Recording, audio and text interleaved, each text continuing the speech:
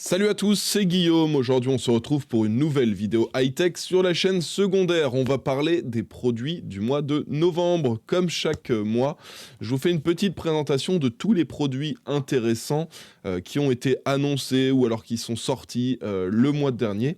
Donc là, c'est le mois de novembre. Pas mal de produits intéressants. On va regarder tout ça. Pour info, vous avez toutes les sources de tous les articles sur lesquels on va passer. C'est dans la description de la vidéo juste en bas.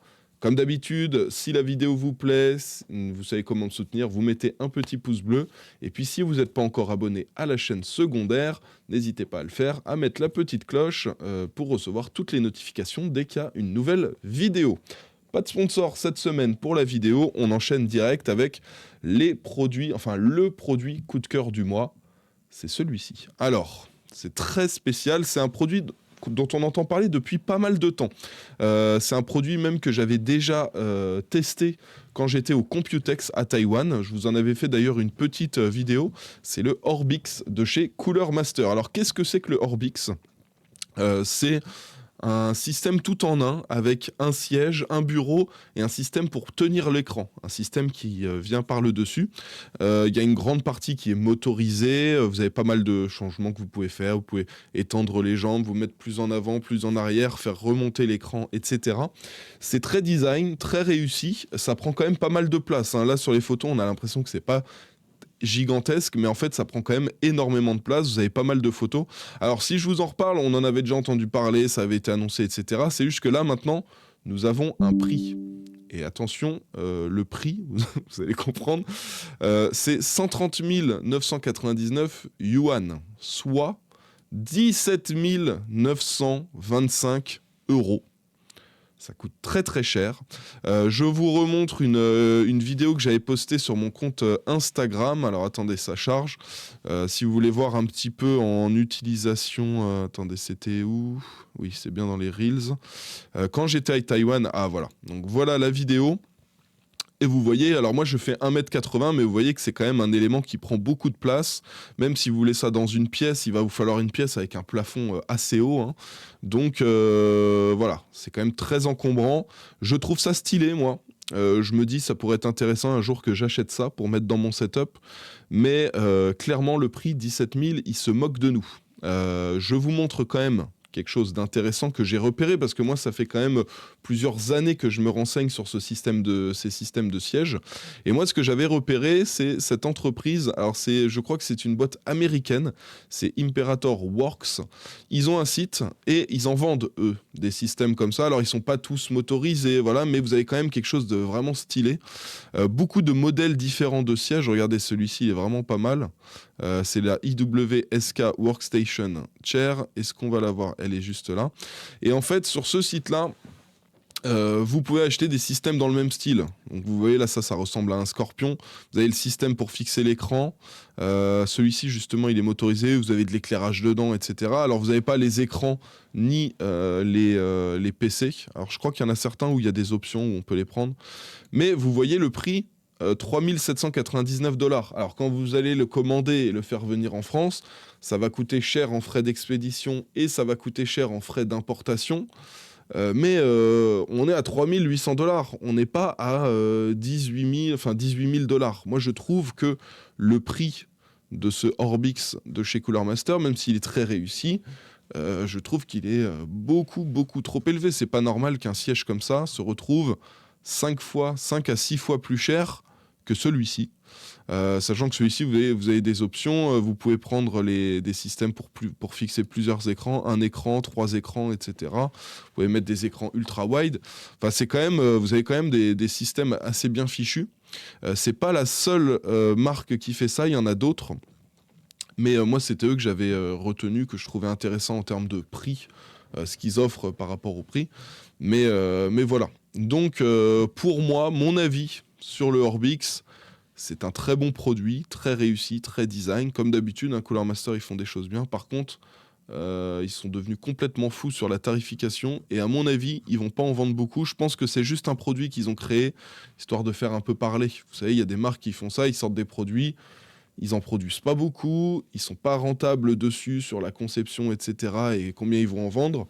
Mais c'est des produits qu'ils font en général pour leur image, histoire de dire regardez ce dont on est capable. Et là, je pense que c'est exactement ça. Clairement, je vous recommande pas de l'acheter parce que 17 000 $ pour moi c'est trop élevé. Par contre, ceux qui avaient observé ce produit-là et qui se sont dit tiens, je l'achèterais bien et qui se retrouvent bloqués à cause du prix, sachez que moi j'avais repéré ce site-là, Imperator Works, et qui ils font des très très bons systèmes dans le même style. C'est pas aussi design, mais c'est quand même très bien réussi et c'est 5 à 6 fois moins cher. Voilà. Un autre produit coup de cœur du mois, il y en a deux, c'est un élément custom, en fait un clavier en édition limitée. C'est un clavier de chez Ducky. Vous les connaissez peut-être pour le Ducky One 2 ou Ducky One 3 mini maintenant. Des très très bons claviers en format TKL, 65%, etc. Et là, ils font une édition spéciale Fallout. Moi, j'adore Fallout. D'ailleurs, si vous avez regardé la vidéo que j'avais fait pour les meilleurs sièges gamers sur la chaîne principale, il y avait un siège custom Nuka-Cola. Donc dans le thème de Fallout justement, et d'ailleurs ils avaient un siège avec ces visuels là justement aussi. Et là on a ce clavier custom de chez Ducky qui est disponible, que vous pouvez acheter sur Case King pour 180 €.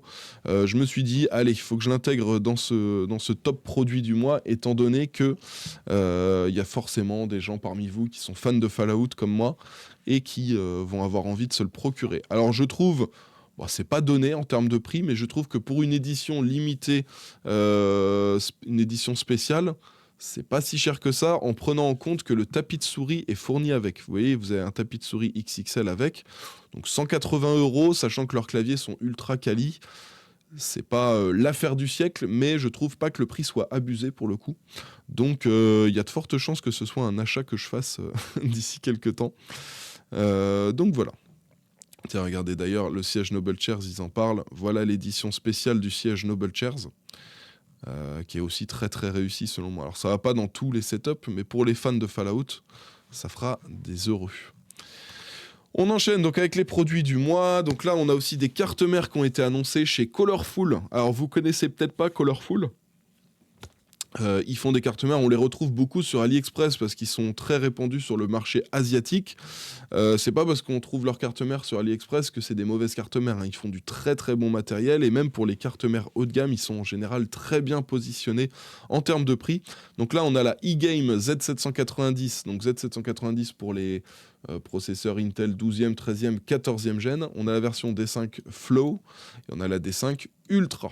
Je vais vous montrer la différence entre les deux, mais globalement, on est sur des cartes mères haut de gamme. Donc là, c'est le modèle Flow, tout en blanc, donc très intéressant. Pour ceux qui voudraient se faire une config tout en blanc, là, ça va être intéressant. On a 2 x 8 pins pour l'alimentation du CPU. C'est une version DDR5. Hein. Les deux là dont je vous parle, c'est de la DDR5. Niveau connectique aussi, c'est très fourni. C'est très très bien. C'est juste un petit peu dommage qu'on ait un seul USB type C. Et là, vous avez la version Ultra, que je trouve encore plus aboutie en termes de design, beaucoup plus réussi. Niveau connectique, c'est très similaire. Hein. C'est vraiment principalement, je trouve, le design qui va changer. Et donc pour ceux qui voudraient se faire une config tout en blanc, haut de gamme, avec des processeurs Intel, peut-être pas du 12e, plutôt du 13e ou du 14e gen, là ça va être intéressant, parce que étant donné que c'est des cartes mères haut de gamme, autant partir sur des gros processeurs de dernière génération. Mais voilà, une carte mère qui peut être intéressante pour ceux qui comptent se faire une petite config dans les prochaines semaines, prochains mois. On a pas mal de boîtiers aussi qui ont été annoncés.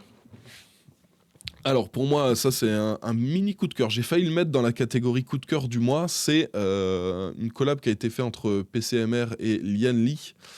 C'est le Lianli O11 Vision. Alors Lianli m'avait proposé de me l'envoyer un petit peu avant que les annonces soient faites là pour ce boîtier.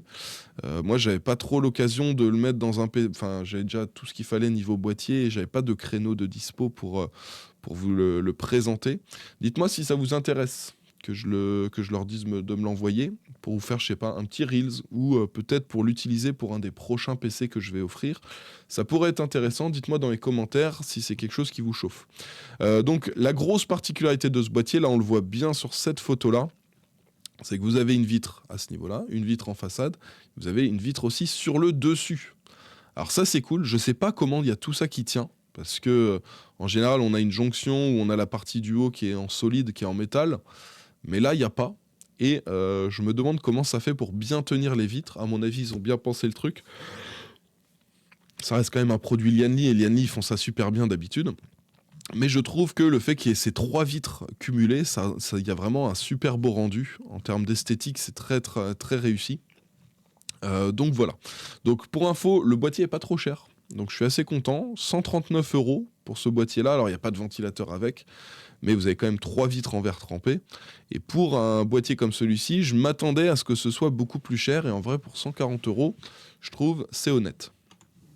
À côté de ça, on a aussi un boîtier qui nous a été proposé par Be Quiet. Donc c'est le Darkbase 701. Donc les Darkbase, c'est leur très très gros boîtier chez Be Quiet. En général, on a aussi une très très bonne acoustique, donc ça permet d'avoir des PC très silencieux chez Be Quiet. Là, sur cette petite évolution, il y a pas mal de changements. Vous avez du RGB sur la façade à ce niveau-là. Vous avez la plaque principale que vous pouvez enlever si vous voulez faire un montage inversé. Donc c'est assez bien fichu. Vous pouvez mettre la carte graphique à la verticale aussi.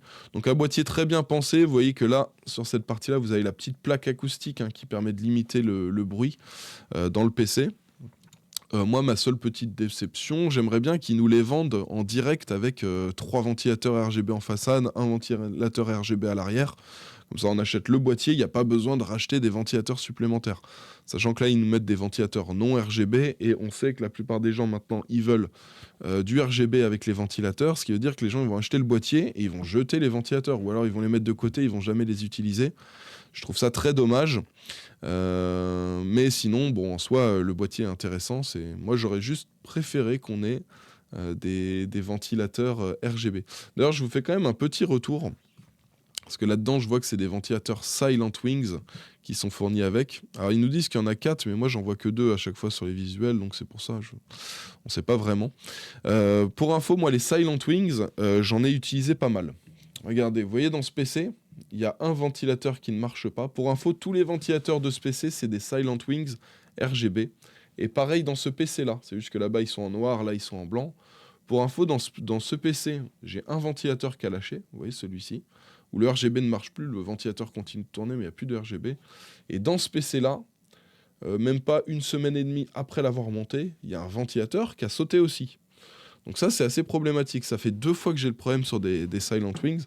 Bon, celui-là, ça fait quoi 2 mois qu'il a sauté. Faut vraiment que je m'en occupe. J'ai juste pas eu le temps de m'en occuper là. Mais bon, je trouve que ça fait quand même beaucoup. Qu'on ait de temps en temps un ventilateur qui claque, pourquoi pas, ça peut arriver. Mais que sur une même référence, j'en ai 2 qui claquent en même pas. Là, il y en a un sur le PC rouge, ça avait claqué en 2-3 semaines. Et sur celui-ci, en quelques mois, il a claqué. Je trouve que ça fait quand même beaucoup. Donc, bon, Silent Wings RGB, méfiance en tout cas. Moi, j'avais acheté les modèles qui avaient direct dès la sortie. Peut-être qu'il y a eu des modèles défectueux au début. Mais attention, c'est quand même assez problématique selon moi. Sinon, on a un autre boîtier assez intéressant. Ce que j'aime bien sur ce boîtier, alors c'est un boîtier de chez Jansbo, c'est le MATX D300. Boîtier petit format pour du micro ATX pour la carte mère. Moi, ce que j'aime bien, c'est la vitre arrondie. Vous voyez, l'angle, il n'y a pas un angle droit parfait. Il y a une petite courbure au niveau de la vitre et vous avez un bloc de vitre comme ça que vous sortez et qui vous fait à la fois le côté du boîtier et la façade. Et je trouve que ça rend vraiment super bien. Regardez en blanc comme c'est magnifique. Le seul truc, c'est que, vous voyez, on a donc un ventilateur en bas. On peut mettre 3 ventilateurs là sur le côté. Sur le dessus et sur l'arrière, on peut mettre aussi donc 3 ventilateurs sur le dessus et un à l'arrière. Donc ça, c'est plutôt cool. Par contre, je ne suis pas convaincu de l'airflow. On va dire que là, imaginons, je me fais ce PC-là. Comment je vais orienter mes ventilateurs ? Je vais mettre celui-ci, celui tout en bas pour de l'entrée d'air. Je pense que j'aurais tendance à mettre les 3 là pour faire rentrer de l'air aussi. Histoire qu'on ait quand même pas mal d'air qui rentre, ce qui ferait qu'on aurait ces 3 ventilateurs plus celui du bas qui ferait rentrer de l'air. Et par contre, sur le dessus, le water cooling, j'aurais tendance à mettre lui en extraction et celui à l'arrière aussi en extraction. Ça veut dire 4 ventilateurs pour faire rentrer l'air et 4 pour l'arrière. Mais étant donné qu'on n'a rien qui arrive là sur cette partie de la carte graphique et que le flux d'air va avoir du mal à partir vers l'arrière du boîtier, je ne suis pas convaincu de l'airflow de ce boîtier. Normalement, il ne devrait pas y avoir de soucis, mais quand même à vérifier. Donc vous voyez que c'est des cartes mères pas très hautes qu'on peut mettre dedans, c'est les micro ATX. Donc vous ne pourrez pas rentrer tout ce que vous voulez, mais si vous voulez vous faire une petite config compacte très design, je pense que ça peut être intéressant, juste voir si l'airflow va aller. Dites-moi si vous êtes intéressé pour que je commande un boîtier comme celui-ci, ça peut être assez intéressant. On enchaîne avec le produit suivant, c'est aussi un boîtier. J'ai regroupé tous les boîtiers. Ça, c'est très particulier. C'est un boîtier qui existe déjà, mais qui existe maintenant en édition spéciale en violet. Violet pâle, un petit peu, violet pour, enfin, on va dire pastel un petit peu. C'est le Macube 110. Et alors, ce qui est cool, regardez, ils ont sorti le boîtier. Le boîtier est assez réussi, moi, je trouve, personnellement. C'est un boîtier très sobre, hein. Donc là, il est en blanc et en violet. Et ce qui est bien, c'est qu'ils ont aussi sorti une édition limitée du Ventirad qui peut aller dedans. Et ce qui permet de faire une petite config assez jolie. Je pense une petite config sans RGB, ça peut être pas mal. Et voilà, donc vous avez aussi le Deepcool Pastel Purple. C'est basé sur le AK400WH. Pour info, c'est un Ventirad qui fonctionne plutôt bien. Alors mettez pas un i9 en dessous, hein, bien sûr, mais pour des processeurs, Intel Core i3, i5, même des Ryzen 5000, ça passe super bien. Ryzen 5000, Ryzen 7000 aussi.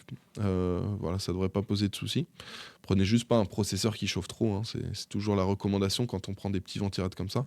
Mais c'est plutôt cool, je pense, pour se faire une petite config. Moi, je verrais bien une petite config avec un 13400F. Ça peut être vraiment super intéressant. Donc voilà pour ce boîtier-là. Et même niveau décibels, vous voyez que c'est pas très élevé, hein. On a une bonne pression statique, un bon flux d'air, et on n'est qu'à 28 décibels. Donc c'est plutôt cool. À côté de ça, alors XPG, ils ont sorti des boîtiers. Alors XPG, vous les connaissez peut-être pour leur RAM, mais ils font pas que ça, hein. Ils font aussi des boîtiers, ils font aussi des claviers, enfin ils font un petit peu de tout. Et donc là, ils ont le Invader X qui est sorti. Alors, on est sur un boîtier de type un peu aquarium, on va dire, avec une vitre façade et une vitre sur le côté. Le rendu est plutôt bon, je trouve que c'est assez stylé. On a une version en noir et une version en blanc. On a 5 ventilateurs qui sont préinstallés, hein. Vous voyez les ventilateurs que vous voyez ici, c'est-à-dire lui sur le bas, les 3 sur le côté et celui à l'arrière sont fournis et préinstallés dans le PC. Alors moi, j'aurais tendance à vous conseiller de les inverser, ceux-là. Parce que là, ils sont, de ce que je vois, ils sont mis pour faire rentrer de l'air dans le boîtier. À confirmer, hein, à voir pour être sûr. Mais j'ai l'impression qu'ils sont là pour faire rentrer de l'air dans le boîtier, et ce serait plutôt le contraire que j'aurais tendance à... Enfin, pour faire sortir de l'air du boîtier. Et moi, j'aurais tendance à vous conseiller de le faire rentrer de l'air à ce niveau-là. Quoique, avec l'orientation des pales, peut-être que je me suis trompé. Ouais, je me suis trompé, là, donc ils sont fixés pour faire rentrer de l'air. Donc j'ai rien dit. Donc c'est plutôt pas mal. Le RGB, je le trouve plutôt réussi. Vous mettez un petit water cooling sur le dessus en 360 mm en extraction d'air, ça peut être intéressant. C'est exactement la même question qui se pose pour ce boîtier-là que pour le boîtier Jansbo. Donc vous voyez, vous avez un seul ventilateur sur le bas, donc on est obligé de faire rentrer de l'air de ce côté-là. Là, c'est exactement le même système. C'est juste que là, vous pouvez mettre une carte mère beaucoup plus grande, hein, en ATX et pas uniquement en micro ATX. Donc assez intéressant pour ce boîtier-là. Sinon, à côté de ça, on a aussi Deepcool qui nous montre un nouveau boîtier. Alors pour l'instant, c'est que en Asie, hein, que ça se vend. C'est le CH780. J'ai sorti récemment une vidéo sur la chaîne principale où j'offrais un PC à 2000 € et c'était avec un boîtier Deepcool. J'ai été super content de ce boîtier-là. Ça faisait longtemps que j'avais pas monté un PC dans un boîtier Deepcool. J'avais même mis là le water cooling et c'était vraiment un super bon montage. Tout s'est bien passé, le boîtier est bien conçu. Le flux d'air est très très bon et surtout le boîtier est très très silencieux. Donc, j'ai été très content de ce build là. C'est pour ça que je vais rester beaucoup plus à l'affût de tous les produits Deepcool qui sortent parce que j'ai l'impression qu'ils font des très très bons produits et que ça s'est très bien amélioré avec le temps. C'était déjà bon avant, mais là j'ai vraiment été surpris. Donc ce boîtier, il existe en version blanche et en version noire. Vous avez des ventilateurs qui sont fournis avec. Et pour l'instant, on n'a pas vraiment de prix officiel pour la France. Ce serait entre 200 et 210 € pour les deux versions. Mais c'est juste, c'est un prix qu'on a avec la conversion entre le prix auquel c'est vendu en Asie et le prix en France. Donc avec les taxes, avec la TVA, avec la conversion, on ne sait jamais vraiment exactement quel prix ça va être. Mais dites-vous que c'est un boîtier qui pourrait être aux alentours des 200 euros. En soi, je trouve pas ça excessif. C'est un boîtier qui est bien conçu, avec une bonne qualité de fabrication. Niveau connectique aussi, c'est très très bon. Donc je trouve pas ça excessif. C'est sûr qu'on est sur un boîtier haut de gamme. Ce sera pas accessible pour tout le monde en termes de prix. Mais je trouve ça quand même plutôt intéressant en termes de prix. Donc pourquoi pas faire un build là-dedans? Dites-moi si ça vous intéresse. Et enfin, dernier boîtier que je voulais vous présenter, enfin, il y a 2 nouveaux boîtiers. Il y a le Colink Unity Mesh Bay et le Colink Peak. Alors, il y a plusieurs versions. Alors, je vous reparle un petit peu après de ces ventilateurs-là qui sont très particuliers, vous allez voir. Donc, nous avons le premier boîtier, donc celui-ci, le Unity Mesh Bay, qui existe en version ARGB, donc avec des ventilateurs qui sont fournis, où vous avez une version, ils appellent ça une version performance, donc sans RGB, mais avec des ventilateurs qui fonctionnent super bien. Et sinon, on a aussi le Unity Peak classique. Pour info, les ventilateurs, regardez, c'est les Umbra Void Pro qui coûtent 12,90 €. Donc ces ventilateurs-là, ils nous en parlent comme des ventilateurs qui ont un bon flux d'air, une bonne pression statique, ça aussi c'est important si vous voulez des ventilateurs efficaces. Alors à voir, hein, parce que sur le papier on nous annonce des choses, ce qu'il faut c'est toujours les tester pour savoir. Dites-moi ce que vous pensez de ce design. Je trouve le design vraiment très spécial, très particulier. Je sais pas si je suis ultra fan de ça, ou si j'aime pas du tout. C'est ça qui est étrange. Des fois je suis un peu mitigé. Et je sais pas si ces ventilateurs-là, c'est incroyable ou si c'est totalement nul, parce que ça fait vraiment quelque chose de très différent en termes de design de ce qu'on a habituellement. Donc moi, j'aime bien quand on a des choses qui varient, histoire que tous les PC ne se ressemblent pas. Par contre, je sais pas si je suis convaincu. Je trouve que ça fait un petit thème un peu dans Star Wars. Je sais pas ce que vous en pensez, on a l'impression que c'est des éléments qu'on pourrait retrouver dans un vaisseau Star Wars. Dites-moi ce que vous en pensez dans les commentaires. En soi, ça peut être intéressant, pourquoi pas, mais je ne sais pas si je suis convaincu par ce design-là. Alors en termes de prix, on nous en parle. Donc le Unity Peak, c'est 95. Le Unity Mesh Bay en ARGB, donc avec les ventilateurs, c'est 85 €. Et le Mesh Bay Performance, c'est 65 €. Là, vous n'avez pas de ventilateur RGB avec. Et si vous voulez acheter juste les ventilateurs que vous avez vus tout en haut, à ce niveau-là, là, ça vous en coûtera 12,90 € par ventilateur. Et pour info, le Unity Peak, c'est la version que vous avez tout en haut avec du verre, hein, donc qui est un peu plus cher, qu'on retrouve à 95 €. Les prix, je les trouve très corrects, hein, comme d'habitude avec Colink, ils abusent pas sur les prix. On va dire que c'est pas eux qui font des boîtiers ultra haut de gamme, c'est pas eux qui font les boîtiers les plus qualitatifs, mais ça reste très correct. Et en termes de rapport qualité-prix, c'est très très bon en général. Alors on enchaîne maintenant avec les écrans. Attention, préparez-vous pour un écran hors de prix. Alors, nous avons un écran AOC de 49 pouces, 240 Hz. C'est de la Dual Wide Quad HD, donc 5120 par 1440 pixels. Et surtout, c'est une dalle OLED. Donc, alors attendez, c'est pas sûr que ce soit une dalle OLED. C'est ce qu'on voit a priori des déclarations qui ont été faites pour les imports, etc. Donc on n'est pas sûr, mais a priori ce sera une dalle OLED. Et surtout, attention, il y a écrit Porsche Design dessus. Donc Porsche Design, vous savez que le prix de l'écran fait entre x2 et x3 en général. Vous connaissez le prix des écrans OLED. Vous connaissez le prix des écrans OLED 240 Hz en 49 pouces. C'est hors de prix. Alors imaginez, vous prenez ce prix, vous faites x2 voire x3 parce qu'il y a écrit Porsche Design dessus.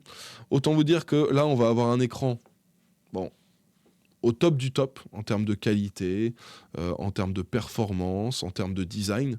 Par contre, on va avoir surtout un écran qui va être hors de prix.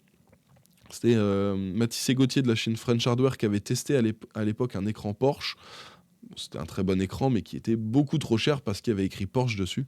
Donc là, je pense que ça va être la même chose. Alors s'il y a des fans de Porsche, pourquoi pas, mais si vous êtes fan de Porsche, je vous conseille de garder votre argent, de le mettre plutôt dans les composants, histoire d'upgrade le PC, d'avoir une bonne carte graphique, etc. Parce que là, je pense que ça va être totalement hors de prix. Pour info, on a une courbure en 1000 R, hein, de ce qu'on a compris, donc c'est plutôt pas mal aussi comme courbure. À côté de ça, on a aussi des écrans de chez MSI en Quantum Dot OLED qui arrivent, donc la gamme s'élargit. On a plusieurs modèles. Alors là, ils ont mis 4 lignes. Donc c'est parce que, en gros, à chaque fois, vous avez une version MPG et une version MAG. Donc on a 2 écrans en 32 pouces 4K, 240 Hz OLED qui sortent. Et on a aussi 2 écrans. Alors là, c'est du 27 pouces et c'est de la Quad HD 360 Hz OLED. Donc là aussi, très intéressant ces modèles-là. À mon avis, ça va être très très cher quand ça va sortir. On n'a pas encore les prix, mais a priori, ce sera dévoilé pendant le CES qui sera du 9 au 12 janvier. La différence entre les MPG et les MAG, vous en avez un qui est moins cher que l'autre, mais vous avez un design un peu différent. Il n'y a pas de RGB, voilà, c'est moins travaillé en termes de design, mais en soi, le design d'un écran, c'est l'arrière de l'écran, c'est pas la fin du monde. Donc moi, j'aurais plutôt tendance à vous conseiller les modèles les moins chers des deux. Voilà. À côté de ça, on a alors ça c'est intéressant, chez AOC, des écrans qu'on retrouve à un prix intéressant. Donc c'est du 34 pouces, donc 21 par 9, donc un ratio de 21 pour 9. C'est de l'Ultra Wide Quad HD, donc 2560 par, je dis n'importe quoi, 3440 pixels de large pour 1440 pixels de haut. Et il y a 2 versions. Une version 144 Hz et une version 180 Hz avec le HDR. Et là où c'est intéressant, c'est les prix, regardez, 359 pour la version 144 Hz. En général, à ce prix-là, on a des écrans 100 Hz. Et 399 pour la version 180 Hz avec le HDR. Là aussi, très intéressant. Donc voilà, ça arrive normalement au mois de décembre 2023. Dites-moi si ça vous intéresse que j'en commande pour les tester et vous donner mon avis. Parce que en vrai, vu le positionnement en termes de prix, je pense que ça peut être ultra compétitif par rapport à ce qui existe actuellement sur le marché en 21/9. Et ça pourrait être intéressant que je le mette dans mon top des meilleurs écrans pour 2024. Dites-moi si ça vous intéresse, si c'est ça, je le commande, je le teste et puis je vous en donnerai mon avis très certainement en story sur Instagram. À côté de ça, on a aussi Philips qui nous sort des nouveaux moniteurs, donc c'est les Evnia. Evnia, c'est la partie très haut de gamme de chez Philips. D'ailleurs, je vous avais parlé déjà de leurs écrans quand j'étais allé à Majorque pour voir les présentations des nouveaux écrans. Là, qu'est-ce que nous avons ? Nous avons un écran en 32 pouces, regardez le design comme il est réussi. On est en 240 Hz pour le taux de rafraîchissement, donc là aussi on aura une très très belle fluidité. On est sur une dalle en Quad HD, donc c'est 2560 par 1440 en 32 pouces. Une belle courbure 1000R. Par contre, donc en gros un très très bon écran.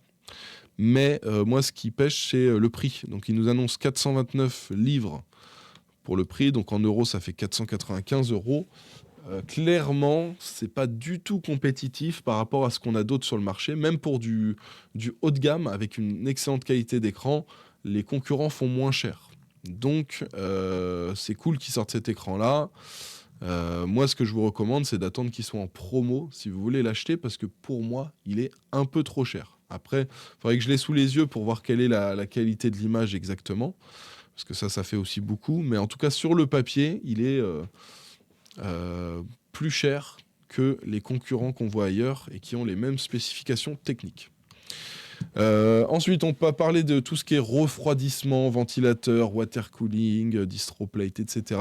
On a Gamdiaz qui sort le Kion M4. C'est un water cooling all-in-one. Qui existe en plusieurs versions. Alors vous avez 240, 360 et 420 mm. Donc vous avez 2 x 120 en ventilateur, 3 x 120 et vous avez 420 mm. Ça c'est c'est quoi exactement? C'est du 3 x 180 ou c'est du 4 x 120? Je sais plus. Mais voilà, vous avez 4 tailles différentes. 3 tailles différentes, je veux dire. Et la particularité de ce water cooling, c'est que vous avez un écran qui est intégré. Donc c'est cool.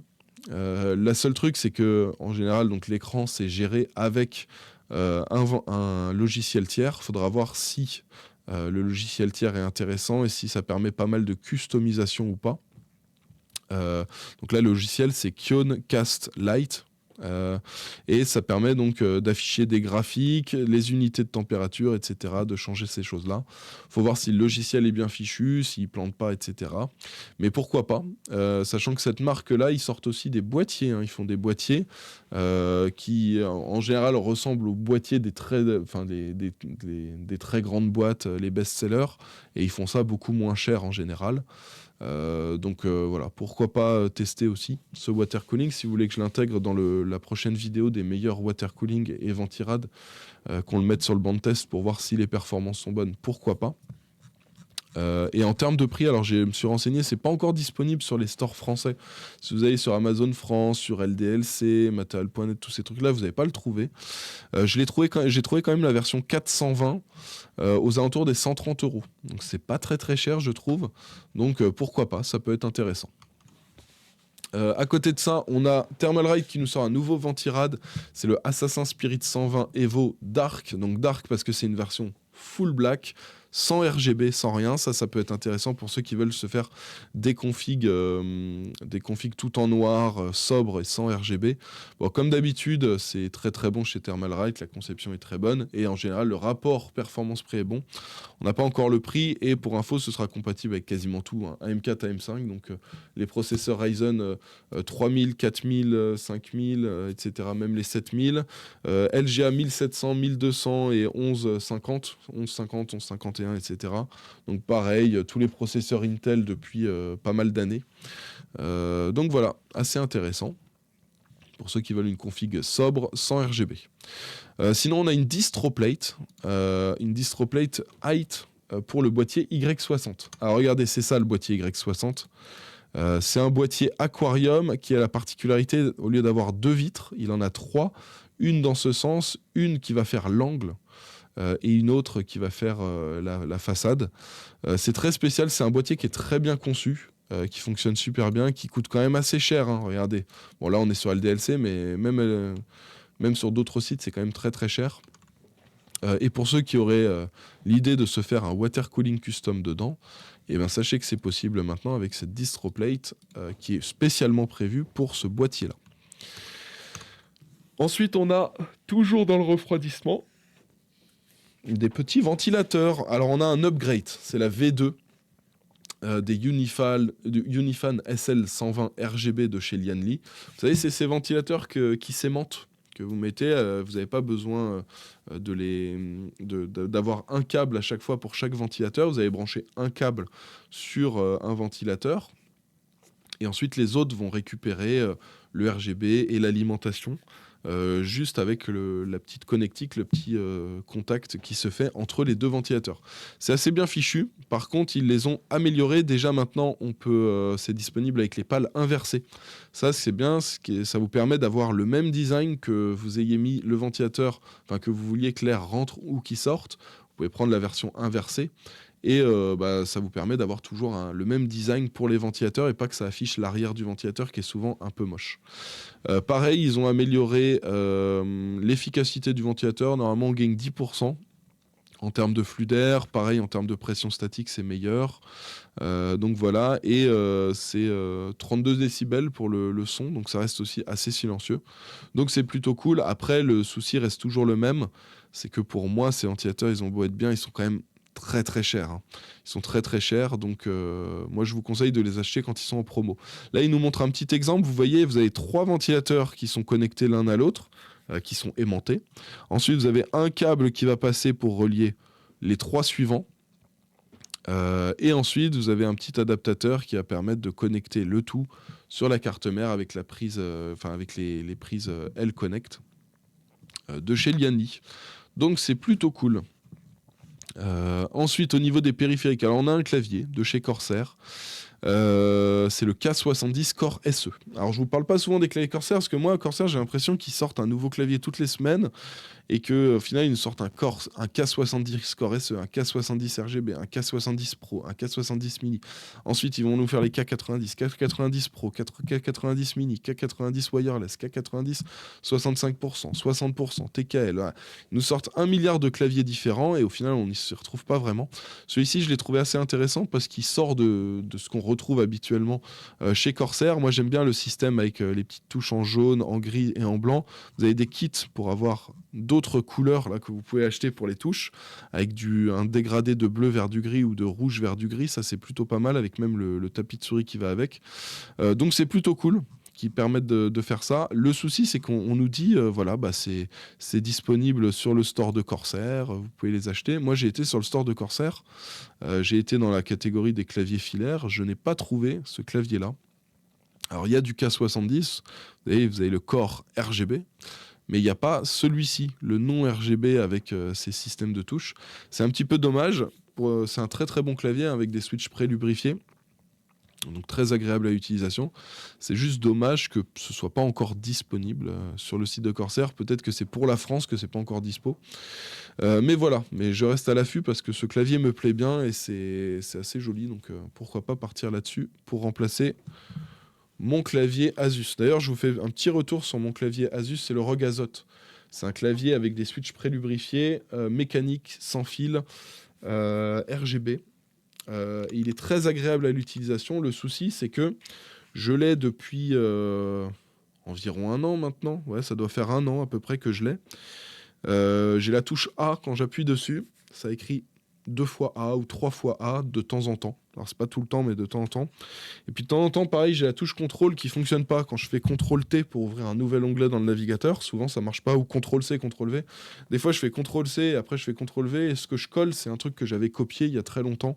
Donc, voilà, un petit peu déçu parce que c'est un clavier qui coûte quand même 290 €. J'ai déjà 2 touches défectueuses dessus.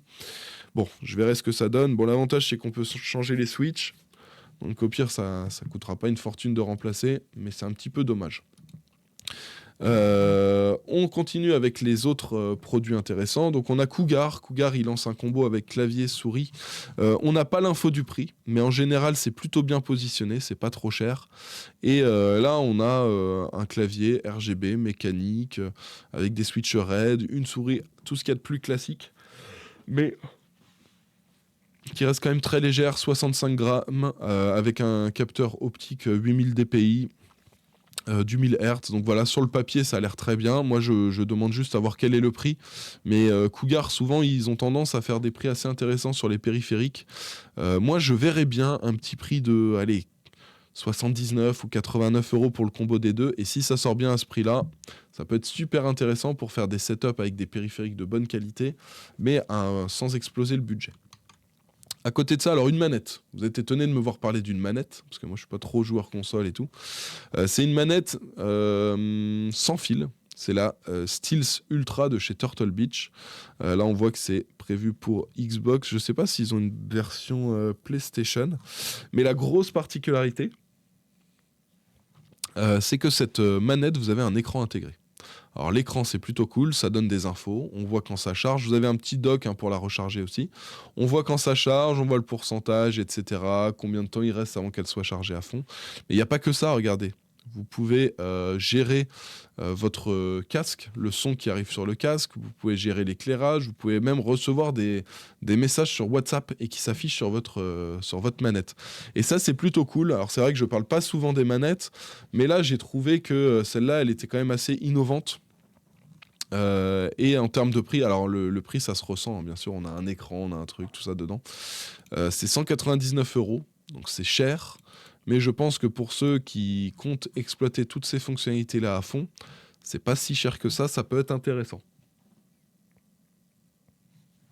À côté de ça, je vais vous parler d'une petite carte d'extension qui est fournie avec une carte mère, c'est la MSI MPG Z790 Carbon Max Wi-Fi. Cette petite carte d'extension, c'est une carte USB 4. Alors, qu'est-ce que ça fait cette carte USB 4 ? Vous avez 2 USB type C et 2 USB classiques en USB 4, hein, tous. Et ce qui est intéressant, c'est qu'on a des très très bonnes vitesses de lecture et d'écriture. Ça a été testé. Regardez, en lecture 3606, en écriture 3745. C'est un SSD Samsung. Alors, le SSD, c'est un 980 qui était en M.2 et qui avait été branché sur cette carte d'extension. Et vous voyez qu'on arrive à atteindre des vitesses vraiment incroyables, hein. 3745 mégaoctets, c'est vraiment des vitesses ultra élevées. Alors, est-ce que c'est vraiment si utile dans la vie parce que jusqu'à maintenant, on avait du 600 mégas ou du 1200, 1300, ça passait largement. Tu mettais ça en USB type C avec du 3.2 Gen 2, je crois que c'est ça hein, le nom. 3.2 Gen 2, c'était déjà très rapide. Mais là, on fait quand même x3 sur la vitesse. Donc c'est encore plus intéressant. Et ça dépasse même les vitesses du Thunderbolt 4. Hein. On est à 3000 mégas pour le Thunderbolt 4 vu que c'est du 24 gigabits par seconde. Et là, on atteint du 3007 vu que c'est du 29 gigabits par seconde. C'est vraiment super intéressant. Donc voilà, c'était juste pour vous tenir au courant que ça arrive, c'est déjà dispo. Et voilà, c'est plutôt intéressant. À côté de ça, alors j'ai 2 sièges dont je veux vous parler. Vous avez un siège de chez Cougar qui existe en 2 versions. Donc c'est le Hot Rod. Alors, je trouve que le design de ce siège est très réussi. Je ne sais pas s'il va être confortable par contre. Parce que avec la forme, j'arrive à voir un petit peu d'autres sièges que j'ai testés qui avaient des formes un peu similaires. C'était pas les sièges les plus confortables. Donc j'aimerais bien le tester, m'asseoir dessus pour voir s'il est intéressant et voir si je peux vous le recommander ou pas. Mais en termes de design, je le trouve très réussi. Donc s'il est confortable, ça peut être intéressant. Pour info, en termes de prix, on est à 339 €. Il existe, vous voyez, en orange et noir et en version full black. Et pour info, il y a une autre version premium, on va dire, c'est à 449 €, c'est la version Hot Rod Royal. Alors la différence, c'est que vous avez des surpiqûres dorées, ouais voilà, c'est ça, les coutures dorées, et un revêtement en imitation suède. Qui offre un aspect, une sensation luxueuse. Bon, ça c'est assez intéressant. Le prix en soi est correct, je trouve. Donc si l'assise est confortable, ça peut être un super bon siège avec un design très réussi. Moi, la seule question que je me pose, c'est est-ce qu'il est confortable. S'il est confortable, en termes de prix, ça peut être vraiment super intéressant. Alors moi, perso, j'ai une petite préférence pour la version classique. Hein. Je trouve que 110 € de plus pour le revêtement et les coutures dorées, ça fait quand même un petit peu cher la custom, pourquoi pas. Mais en tout cas, je pense que celui-ci, le Hot Rod, s'il est confortable, il peut être ultra bien positionné en termes de rapport qualité-prix face aux autres modèles qui sont déjà disponibles sur le marché. Et le dernier siège dont je voulais vous parler, c'est une édition spéciale de chez Secret Lab. Alors, Secret Lab, ils sortent beaucoup d'éditions spéciales de sièges, que vous pouvez retrouver d'ailleurs sur leur site. Et donc là, c'est une édition spéciale Overwatch. Il y a plusieurs versions. Donc vous voyez, vous avez celle-ci qui est en blanc, en rouge et en bleu. Et vous avez cette version-là. Alors ça, c'est un skins. C'est différent. Je vous en ai parlé d'ailleurs dans la vidéo top des meilleurs sièges. Je vous ai mis en place un skins The Witcher sur un siège. C'est pas mal, mais pour moi, ça coûte quand même très cher. Hein. Le skins, c'est 229 €. C'est la moitié du prix du siège. Je trouve ça beaucoup trop cher selon moi. Mais pour ceux qui veulent customiser en gardant le design original de leur siège et en pouvant changer régulièrement, ça peut être intéressant. Et ça fait aussi des housses de protection. Donc voilà. Et donc voilà pour cette édition spéciale. Alors moi, ça me dit pas grand-chose parce que j'ai jamais joué à Overwatch. Je pense que s'il y a des joueurs parmi vous qui jouent à Overwatch, vous allez tout de suite reconnaître ce que c'est. Mais voilà, bon, c'est plutôt cool. Moi, j'aime bien quand ils sortent des éditions spéciales de sièges. C'est toujours intéressant. J'hésite encore à m'acheter une édition spéciale Far Cry, là, pour avoir un siège dans le setup. Mais j'ai déjà plusieurs sièges, donc je me dis ce serait un petit peu du gâchis d'en acheter en plus. Mais c'est vrai que l'édition spéciale Star Wars est vraiment magnifique. Enfin bon, voilà pour les différents produits du mois. Je vous rappelle que vous avez les liens les liens vers tous les articles que je vous ai montré dans cette vidéo, c'est dans la description de la vidéo juste en bas.